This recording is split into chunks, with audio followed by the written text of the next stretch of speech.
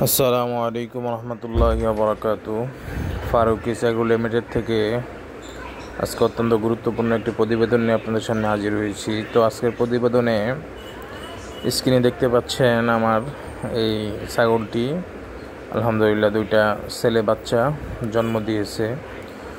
তো এই বাচ্চা দুটির প্রথমে যে কেয়ারগুলো করতে হবে, বাচ্চা হওয়ার পরপরই মার সামনে দিয়ে দিতে হবে। তখন মা চেটে চেটে এই বাচ্চাগুলোর শরীরের যে স্লেসাগুলো আছে এগুলো চেটে চেটে পরিষ্কার করে নেবে। এরপরে আপনার এই বাচ্চা দুটোকে আপনার কানের মধ্যে এবং মুখের মধ্যে, নাকের মধ্যে জোরে জোরে ফু দিতে হবে, যাতে করে ওর শ্বাস প্রশ্বাসটা ঠিকমতো সে নিতে পারে।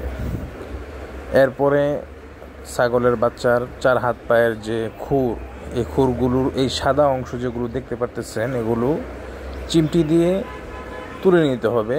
তাহলে এর পাওয়ার শেপটি খুব সুন্দর হবে এবং সে যখন বড় হবে তখন তার পায়ের শেপ বেঁকাতারা হবে না, সুন্দর হবে।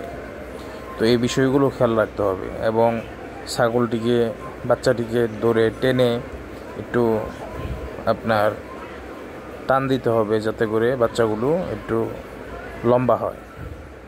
এইভাবে বাচ্চাগুলোকে টেক কেয়ার করতে হবে।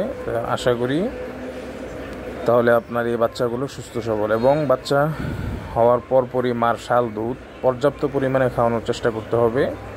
এই শাল দুধের মধ্যে অনেক প্রোটিন রয়েছে। এই শাল দুধটা বাচ্চার পেটে গেলেই বাচ্চা আস্তে আস্তে দাঁড়াতে শুরু করবে এবং বাচ্চা আস্তে আস্তে শক্তি পাবে। তো এইভাবে শুরু করতে পারলে আশা করা যায় ইনশাল্লাহ আপনার এই ছাগলটি সুন্দরভাবে আপনি এই বাচ্চাগুলোকে সুস্থ এবং সবল রাখতে পারবেন। এবং অবশ্যই খেয়াল রাখতে হবে যাতে করে এই বাচ্চাগুলো ঠান্ডা না লাগে।